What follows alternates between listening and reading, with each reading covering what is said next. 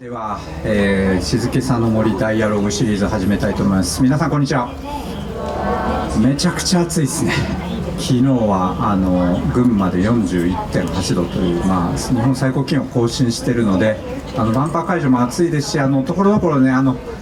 日が入ってしまっているので、もうすでに刺されてますが、日傘も差しながら皆さん水分をとって、でここ救護室すぐ近くにあるんで、体調優れないかったらですね、いつでももう手を挙げて、あるいはスタッフまでお伝えいただく。マジですか。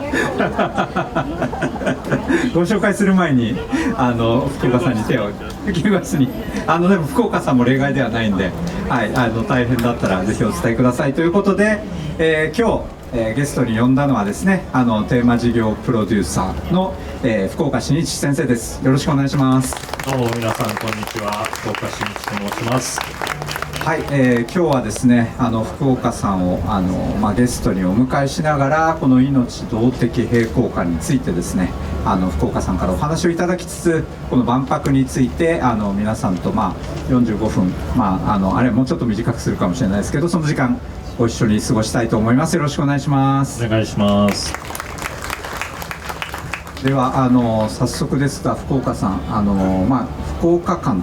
命動的平衡感についてですね、改めて少しお話しいただければと思います。よろしくお願いします。はい、皆さんの中で私の命動的平衡感に来てくださった方いらっしゃいますか？そうたくさんいらっしゃる。ありがとうございます。動的平衡というのはですね、ちょっと難しく聞こえる4文字熟語ですけれども、一体どういうことかというとですね、この万博始まってしばらく経った頃にユスリカっていう虫が大発生して大問題みたいにニュースになりましたよね、はい、でも今ユスリカほとんどいません。皆さんなぜだか分かりますか？してますこれは殺虫剤撒いたとかそういうことを言いたいんじゃなくてですね、ユスリカの代わりにこう空中を回ってる虫、トンボがたくさんいます。それはユスリカを食べてくれてるわけです。そして、トンボのさらに上空をですね、たくさんのツバメが舞っています。これはまたトンボを食べてくれるんですね。で、宮田さんが尽力したこの静けさの森というのがですね、非常に大事なエコシステムになっていて、鳥とかセミとかトンボを呼んできてるわけですね。でユスリカ一時は大発生しましたけれども、トンボの、おかげで、だんだん減ってきて、でもトンボが大発生しないようにツバメが食べて、そういう循環がお互いに動きながらバランスをとってるっていうのが動的平衡ということなんです。それを私のパビリオンではですね、たった15分で皆さんにお届けしようとしておりますので、まだ見て、くださっていない方はぜひお越しください。はい、本当に素晴らしいパビリオンでですね、やっぱりこの環境とか地球とか、あるいは持続可能性を訴えるパビリオンっていっぱいあって、それぞれ素晴らしいんですけども、結局なんでしょうね、大きな集団が集まってくると結構共通のメッセージみたいになってしまうんですけど、福岡さんのこのパビリオンはこの15分という短い時間でエッジの効いた動的平衡を伝えきるっていう、すごい尖ったパビリオンですし、まさにシグニチャーパビリオンってもう全部ね狂気に満ちた尖り方をしてるんですけど、本当になんていうのか、プロデューサーの仲間としてもちろん人生の先輩としてもすごく尊敬するパビリオンです。でまさに今福岡さんおっしゃっていただいたようにですね、ユスリカあれなんか少なくなったんですけどどうしたんですかってちょっと中で聞いてみたら、本当に特に何もしてなかったんですよね。何もしてないというか、何とかしようとしているうちに生態系によっていなくなってしまったっていうところが、いなくなったっていうのか、問題になるような数じゃなくなったっていう、まさにこの森、まさに私たちが今いるこの静けさの森のこの生態系そのものによって、この環境がそうですよね、バランスが自然に平衡がある地点に落ち着いたっていうことなんじゃないかなと思いますね。いや、その動的平衡のね、まさに迫力であり、素晴らしさであり、あるいは私たちがそこに翻弄されながらも同じ命として生きてるんだっていうことを、この万博の期間の中でもね、これだけ知ることができたっていうことはなんか改めて素晴らしいなと思います。シグニチャーパビリオンっていうのはですね、宮田さんと私その他、総勢8人の人がですねそれぞれの、切り口で、命とは何かっていうことを問いかけてるんですね。で、5年ぐらい前から我々はこの、集まって、30回ぐらい議論したんですけれども、1回たりとも合意に達したことがないみんな勝手なことを言って終わって、またじゃあ次回みたいになって、ただその統一的なメッセージにすると今宮田さんがおっしゃったように総花的な、ピンボケのありきたりなね、その自然を大切にしようみたいなメッセージになってしまうんで、8人のプロデューサーがそれぞれ、自分の、ある意味こう、一番大事なキーワードを、パビリオンに載せて皆さんにお伝えするという方法を取った。これはかえって良かったですかね。いやそうです。私自身もですねやっぱり福岡さんに学ぶところがあっていろいろパビリオンの名前が決まっていったんですよね。で福岡さんはいろいろな議論の中であってもこの動的平衡っていうのでこう、自分のこの心情そのものをこの人生を乗っけた名称できて、で私は最初実はコービーイングだったんですよね。ちょっと逃げたな自分っていうところがあってですね、これベターコービーイングで勝負しないとやっぱり勝負っていうのかやっぱり福岡さんのやっぱそこにかけるこう覚悟っていうのを見てやっぱり私もベターコービングだなっていうので途中で名称変更したっていう、それはねベターがあるとないとではね全然味が違ってきます。いやそうなんですよ。ベタなんか福岡先生のパビリオンはまさにこう命全体38億年のこの歴史あるいはもっと大きなこの宇宙の流れも俯瞰的に見つつも一つの生命に寄り添うでそこに必ず人間だけではないっていう非常に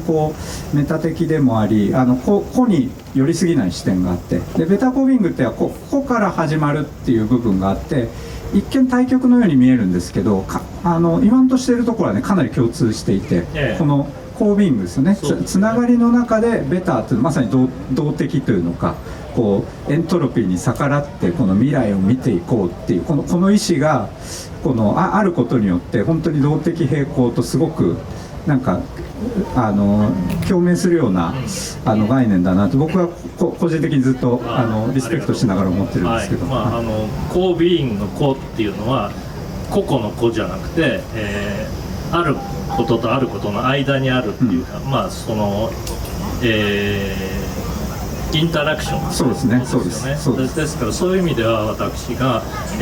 作った動的平衡というところと相通じるところがあるのかなっていうふうに思ってます。で、皆さん進化の歴史っていうのは38億年の長い歴史があって、地球に一番最初38億年前にたった1個の、細胞が奇跡的に現れてからこれだけね豊かな多様性に満ちた星ができてるんですけれども、一般的にはその進化の歴史っていうと弱肉強食とか優勝劣敗とか適者生存みたいに闘争や競争の歴史というふうに語られがちなんですけれども、実はよく見ると、生物同士ですね協力や共生をした時こそ進化が大きくジャンプして、単純な細胞が複雑な細胞になった時に、細胞の中にミトコンドリアとか葉緑体が現れたんですけれども、それは突然変異で現れたわけじゃなくて大きい細胞と小さい細胞が、コービーイングすることによってですね、もともとは単独の細胞が光合成や酸素呼吸をしてたんですけれども、それが大きな細胞の中に入って自分が得意なことを大きな細胞に与える。でも大きな細胞は小さな細胞を守ってあげるっていうそういう共生ですよね。コービーイングが起こった時ほど進化が大きく、展開しているということなので、私のメッセージはある種の、進化論、一般的な進化論に対するアンチテーゼですね。でまさに私がまたもう一つ福岡さんのこの動的平衡素敵だなって思うのはやっぱり利他っていう概念ですよね。もちろんその生物同士あるいは世界との関係っていうのをもっと違う見方で見ることもできるし、ドーキースなんか利己的で全部説明しようとしたんですけども、そうじゃなくてやっぱりこの命と命はこうつながっている。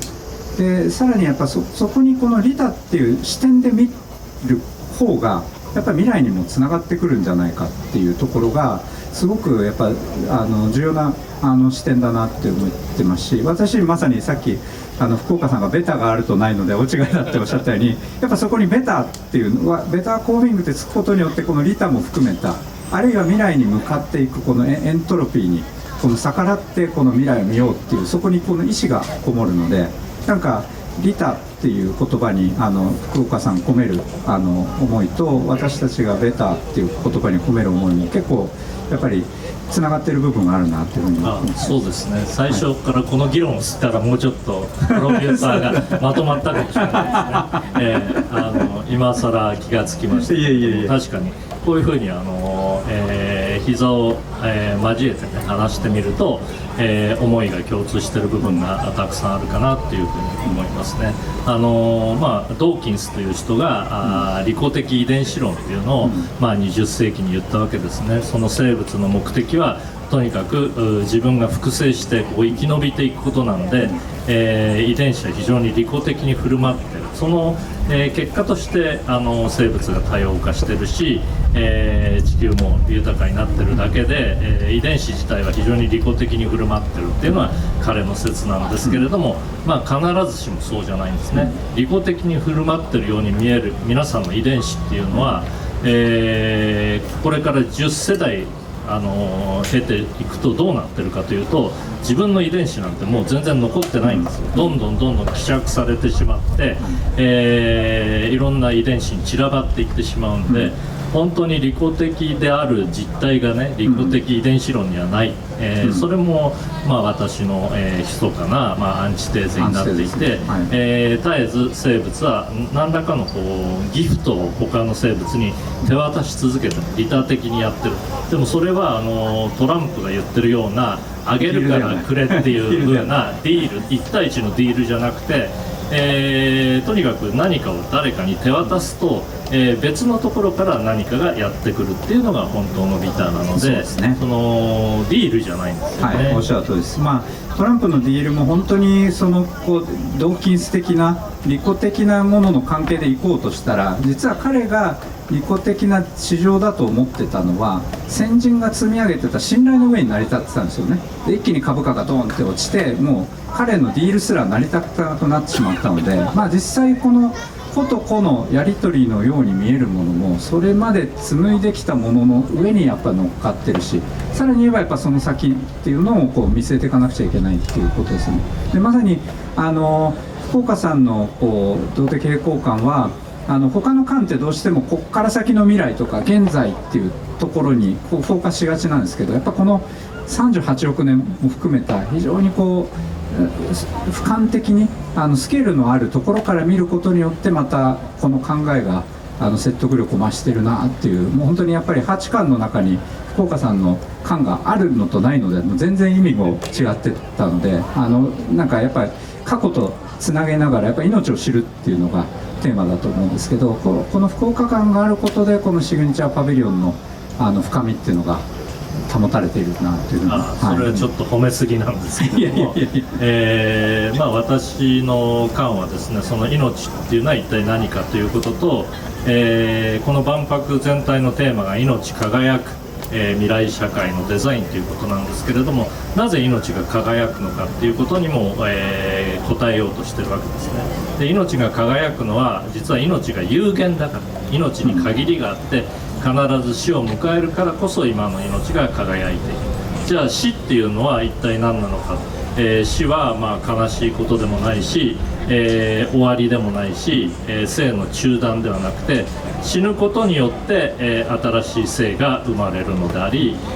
死ぬことによって新しい進化が生まれるので、死というのは実は非常に肯定的な意味を持っていて、最も利他的な行為が死であって、生物がどんどん死んで次の命に手渡されることによって、地球環境がこう豊かになっているというメッセージを発しているんですね。それをたった13分で走っているというですね、しかもこう 4K、8K のビカビカの映像がいっぱいこの万博にあるんですけれども、うちの、立体 LED は光の明滅による非常に淡いかすかな感じで、見せているんで、その辺もアンチテーゼだらけいなんです。や素晴らしいですよね、やっぱりもうこの我々やっぱりちょっとやっぱり近いところ改めてあるなと思うんですけど、やっぱりこう原色をたくさん使った LED が並ぶだろうと、もうこれはもうドバイでもそうだったし、この先のサウジアラビアでもきっとそうなるんですけど、もうそうなることを前提にして逆にもう屋内環境を作んなかったのは我々ですし、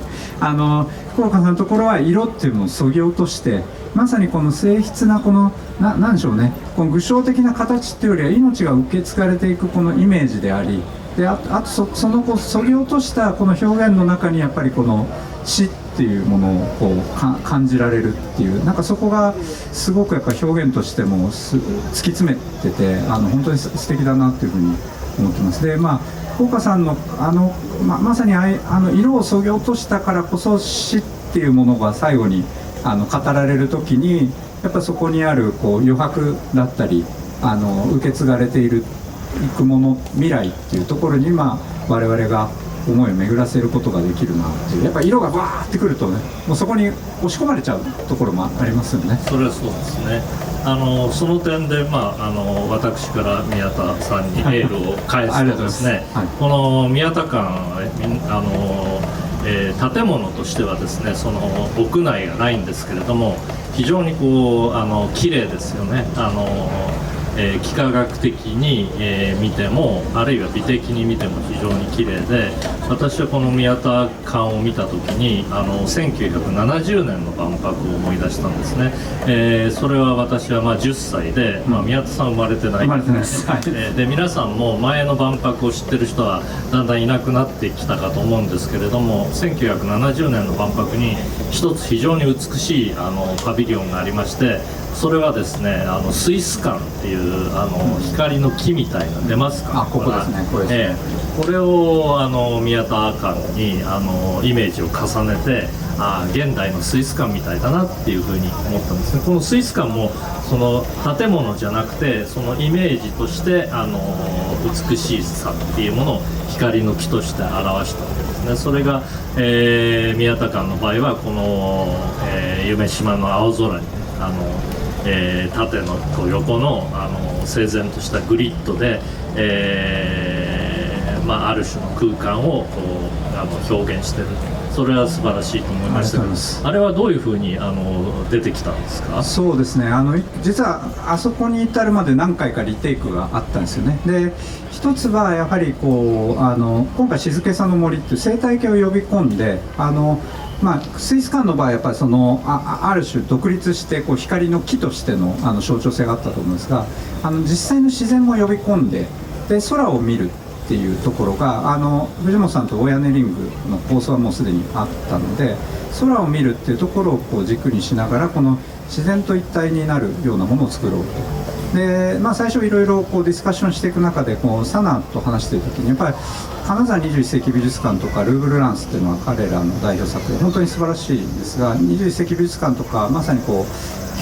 うどっからでも入れるんですよね。で透明な外壁で実際それがなんていうのか多くの人を呼び込んでコミュニティの中核にもなっていったんですよね。なのでそれを突き詰めた時にもしかしたら壁も天井もいらないんじゃないかと。で建築の機能要件っていうのはあるんですけども、確かに住居としては壁と天井っていうのは必須なんですけど、今回万博なので福岡さんたちが13分で動的平衡をガンって伝え切ったようにですね、やっぱり我々もこのベターコービングを伝え切る上で壁も天井も必要ないですよっていう話をしてそこにが出てきたんですね。でまさに人と人と自然多様な命とこうつながりを感じながら広がっていくっていった時にそこに降り注ぐ光やあるいは風で時に雨さえも受け入れるっていうようなことが表明の一つの考え方なのかなっていうところですね。エクストリームなものができてサナと私はすごく満足してたんですけど、やっぱりキュレーターもう一人のキュレーターの長谷川さんはこんなところでどうやってアートやるんだっていうのは非常に最初はお怒りになられてたっていうことがありました。でもコンセプトとしてはね非常に優れていて、やっぱり人間ってこう垂直の壁や屋根や柱を立てて、環境と生命をこう、隔絶しようとずっと努力してきたわけですよね。でも実は生命は常につながろうとしてきています。で皆さんも自分の皮膚で、外界とこう内界が分かれてるように思いますけれども、皮膚をこう顕微鏡で見たりあるいは電子顕微鏡で見たら、月の表面よりも凸凹でボコボコで、絶えずいろんなガスが、外へ出てるし、外からいろんなものが酸素が吸収されてきているんで、実は皮膚は境界面じゃない、つなげているものです。それから細胞一つ一つも細胞膜っていう薄い膜で囲まれてるんですけれども、それも界面というよりは外と内側を絶えずつないでいる、チャネルとかレセプターとかいろんなものがあって情報や物質が交換されている、そういう意味でこの宮田館が福岡館になってますけれども、宮田館のグリッドがですね、風を通し光を通し、あるいは土の匂いをね通すっていう風な、つなげる思想っていうのを具現化してるっていう意味ではまさにこうビーイングを実現したし、それがベターだっていうのが素晴らしい点だなというふうに思いますね。福岡さんに言っていただくとなんかすごいありがたい限りです。せっかく福岡館が出たんでちょっと、そうですね、ぜひ福岡さんの建築も、やっぱ局面っていう意味においてもなんか似てますよね。私のところは、一応その、内部の展示を、見せるために暗いテントみたいな空間が必要なので、一応その幕を使って、作りましたけれども、これはですね内部に一本も柱がなくて、周りのこのリングのテンションだけで、自立してるある種の動的平衡を、建築に当てはめたようなもので非常に柔らかい構造になっていて、風とか雨とかもし地震が来てもそれを吸収できるようになってるんですね。でですからこれは非常に建築家を悩ませる課題で一体どうやって自立させるかっていうのは非常に難しくて、こう針金をいろいろ曲げて何回も実験しながら、ある種のこうバランスとテンションによって自立してるっていうモデルを作ったんですね。でも建築の途中でもこっちを引っ張ればこっちが緩むとか、テンションが不均衡になるとかいろいろ課題があったんですけれども、最後はですね一斉にこのある均衡点に、達して、自立する地点に達したんですね。だからプロセスがない建築ということで、それがなんとか半年は持てばいいっていうそういう、発想で万博ならではですね。お互いお互いそうなんです。我々はだから住まいじゃないんで、ある種概念を打ち立てるためのサナの建築ですけど、この半年の中でこの動的平衡永遠ではない、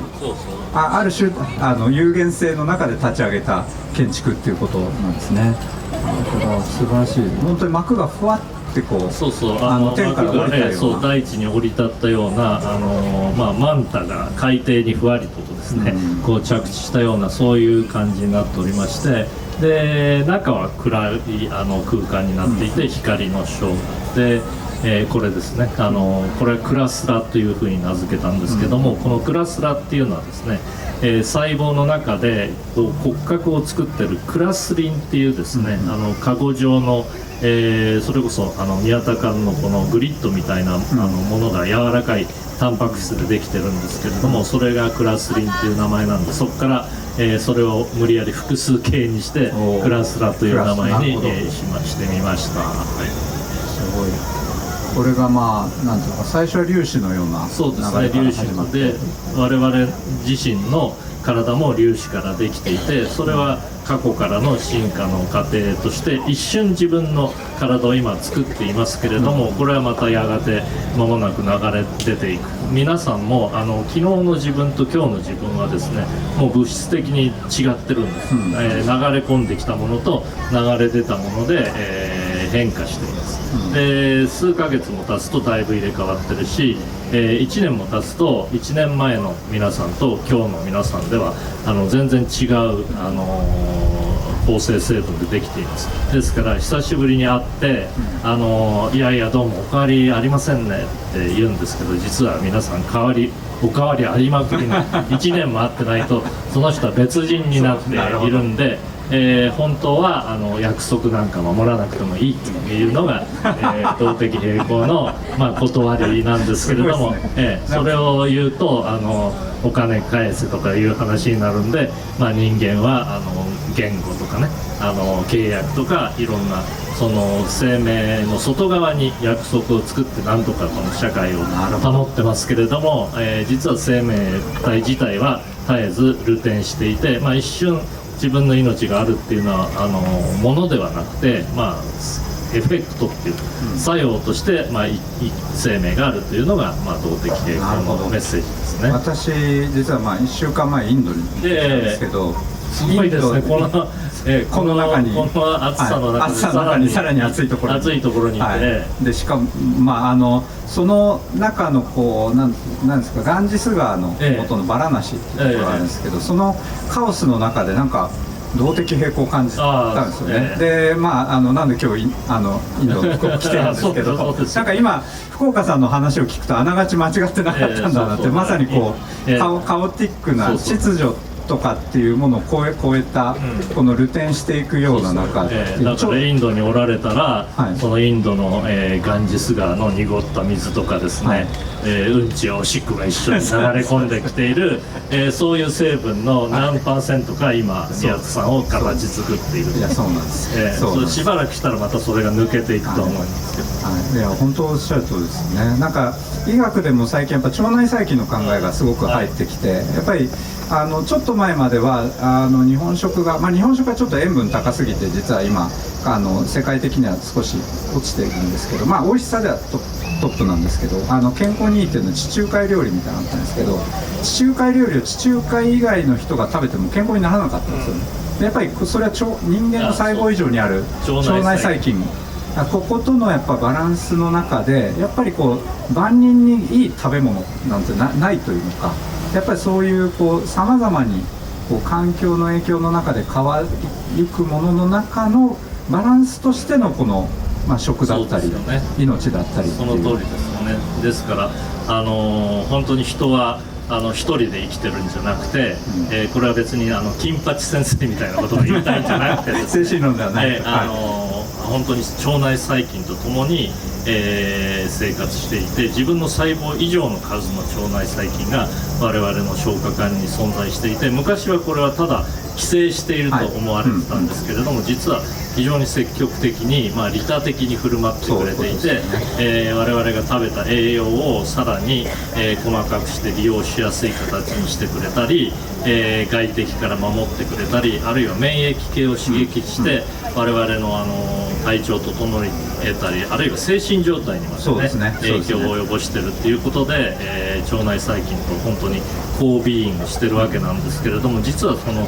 腸内細菌は日本人の皆さんの腸内細菌とフランス人の腸内細菌では実は違っていて、日本人の腸内細菌はちゃんと階層分解するような酵素を持ってるんですけれども、フランス人の腸内細菌にはそういうのはいないとかですね、本当に風土によって絶えず、変化してるし、腸内細菌もどんどん消化されてですね、捨てられているんですね。で自分の消化管の細胞も捨てられてるんで、インドの話から言うとですね、うんちの主成分というのは食べかすが出てるんじゃなくて、自分自身の細胞が捨てられてるし、腸内細菌の死骸が捨てられてるということで、本当に入れ替えてるっていうことですよね。はい、その通りですね。いやまさに万博そのものも空いて、残り2ヶ月半ちょっとに、なってきたんですけども、やっぱりオープンする前とした後で、評価も全然変わってきて散々でしたからねオープンする前はもうボロボロに言われてたんですけど、でも本当にね力のある魅力的なパビリオンがいっぱいあって、その多様な生態系としてのこの魅力ということで皆さんにも楽しんでもらえてるんじゃないかなと思うんですけど、これもなんか絶えず変わり続けていて、我々が思っていた姿ともまたやっぱりちょっとね1ヶ月経つとか1週間経って僕もだからインドから戻ってくるとまたちょっと違う魅力あるなというふうに感じるんですけど、福岡さんとしてはどうですか、この万博会場にたびたびいらっしゃってると思うんですけど。そうですね、毎回違う人たちが来て、それぞれの体験をしていってまた去っていくっていう、まさにこの動的平衡がこの万博の会場の中でも起こってるし、各パビリオンがですね、一つ一つの細胞として皆さんに特別な体験を与えてくれるものですから、1970年の万博で、少年だった私がですね非常にインスパイアされたし、ある種明るい未来を夢見させてくれて、科学者になる、きっかけを作ってくれたのと同じようなある種の、気づきや刺激をねこの万博会場という、磁場というか動的平衡が来場者に何らかのヒントをもたらせれば嬉しいなというふうにそうですよね。なんか万博会場もやっぱ動的平衡ですよね。動的平衡っていうのは単にこの新陳代謝してるっていうんじゃないんですよ。新陳代謝っていうのは新しいものと陳は古いものが入れ替わるっていうことなんですけれども、動的平衡っていうのはですね新しくても古くてもどんどん壊してるんですね。細胞の中でタンパク質っていうのが作られるんですけれども、その作られる方法っていうのは20世紀の科学者が一生懸命研究して DNA の情報が RNA に移ってその情報がタンパク質になるっていう一通りのやり方しか、ないし、あらゆる生物がその方法を使ってるんですけれども、実は21世紀の生物学はむしろ壊すことを細胞が一生懸命やってるっていうことを次々発見していって、大隅先生がノーベル賞を取ったオートファジーであるとか、細胞が自殺するプログラムであるアポトーシスとか、あるいはプロテアソームっていう風な分解するシステムがいっぱいあって、とにかく一生懸命壊してるんですね。率先して壊してる、新しくても壊してる。なんでそんなに一生懸命壊してるかっていうと、それは宮田さんが一番最初に言ってくださったように宇宙にはエントロピー増大の法則というのがありまして、これはあらゆる形あるものは壊れるし、秩序あるものは秩序がない方向に行ってしまう。どんな金ピカのタワマンみたいなものに皆さんお住まいかもしれないですけれども、10年20年するとどんどん劣化していくし、100年200年経つとボロボロになってるし、1000年2000年は保ってないはずですよね。それはエントロピーがどんどん増大していくからです。で、生命体だけは38億年もずっと秩序を守り続けたわけですね。これは頑丈に、堅牢に作るっていうことを最初からやめて、ゆるゆるやわやわに環境とイケイケに作って、あえて率先して自分を壊しながらエントロピーを捨てて、また作り直すっていう坂を登り返す、努力っていうふうに呼んでますけれども、そういうある種のチャレンジを一生懸命しているのが生命体なんで、アンチエイジングとかに一生懸命頑張ってる方も多いとは思いますけれども、実は我々の細胞自身が一生懸命アンチエイジングをしてくれてるんで、そんなに心配することはないです、はい、この数年で医学界で大入りしてですね、はい、アンチエイジング、この会場の中にもそれをかなり強く歌ってる感もあるとは思うんですけど、でも福岡先生の考え方から立脚すると、やっぱりそういうある種もう命自体がもうすでに常にそこをやり続けてるし、死も含めてですよね。はい、そうなんですね。そこに向かうプロセスも含めてやっぱりこの未来につながってるんだっていう、その視点の持ち方でやっぱり全然変わってきますよね。そうなんですね。ですから生命っていうのは本当に一生懸命自分自身を、壊しながら作り変えてエントロピーを捨ててる。でも人間が作り出したものはそうなってないわけですね。生命体はあらゆる部品があらかじめ壊されることを予定されて作られてるので、タンパク質にしても炭水化物にしても細胞膜にしても、どこからでもいつでもどういうふうにでも壊せるようになってるんですけど、人間が作り出したプラスチックとかコンクリートとかは堅牢に作ろうとして壊されることを予定していなかったんで、今や地球環境に負荷をかけているっていう問題があります。それからもう一つ生命と人間が作り出したものの違いの大きいところは皆さん今 AI が大ブームになってますよね。でそのうち AI が人間の知性を凌駕して、地球を支配してしまうんじゃないかというふうに心配している人もいるかもしれませんけれども、そんな心配はいらないんです。今の AI は多分早晩破綻すると私は思います。それは、AI にはエントロピーを捨てる動的平衡がないからで、あらゆるデータを貯める一方ですよね。そうするとそのシステムの中にどんどんエントロピーが溜まっていくんで、すでに陰謀論を語ったり偽情報を語ったりいろんなそのエントロピーが高まっている状態が今の AI です。で生命体はそれを率先して壊しながら、更新することによって、サステナブルなんですけれども、 AI は今のところ自分の内部にたまるエントロピーを捨てるやり方を知らないので、危ういなというふうに思ってますけれども、データサイエンティストとしてはどうですか？その辺。おっしゃる通りですね。AI 自体がやはりシンギュラリティ論っていうのはすごくなんか陰謀論的にも語られがちなんですけども、もうすでにシンギュラリティ論を唱え始めた頃の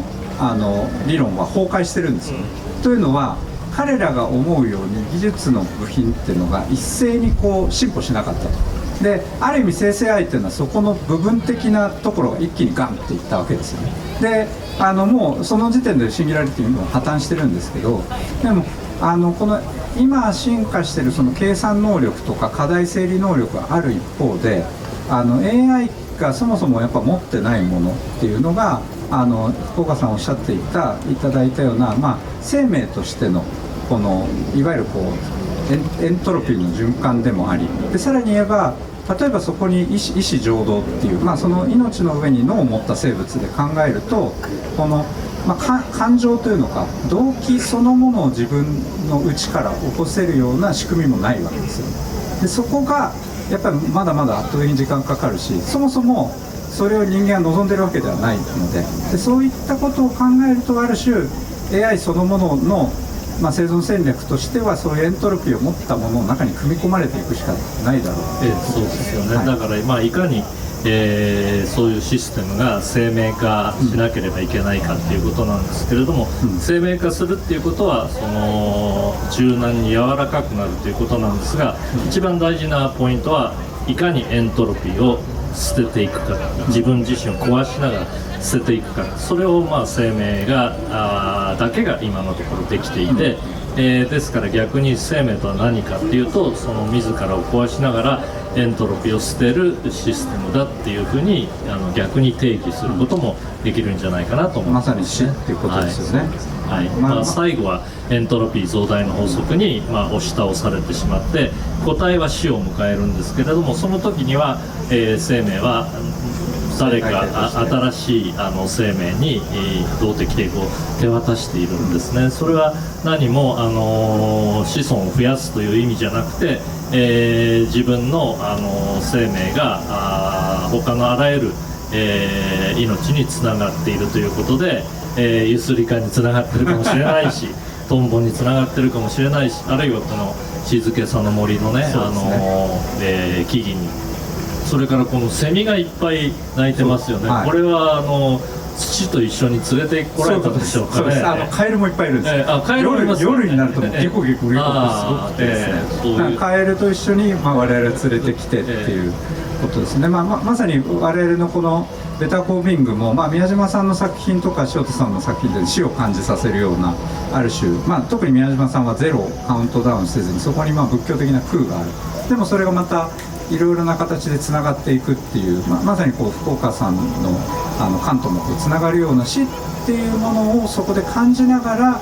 この世界とのつながりを今一度編み直す。でそれはまさに子孫だけではなくて、遺伝子だけではなくて、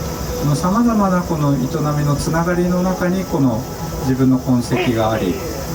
そしてそのつながりの中にまた自分のこの生き方っていうのをこう考えるって、まさにそういう時代が来ているのかなっていうことですよね。うまくまとめてくださったんでこんな感じでそうですね、よろしいんじゃないでしょうか。はい、ありがとうございます。すいません、なんかじゃあこれで終わりにしますか。わかりました。今日だいぶ暑いのでここで畳みます。福岡先生、最後になんかコメントとしてはありますか。大丈夫ですか。いえいえ、ぜひ皆さん命動的平衡館にお越しください。はい。すでに来られた方はもう一度今日の話を踏まえてね、よりよくわかると思います。楽しんでいただけると思います。宮田館と福岡館はつながってますので、そうですね。はい。改めてこのつながりをまた感じていただけるとありがたいなと思います。今日はどうもありがとうございました。ありがとうございました。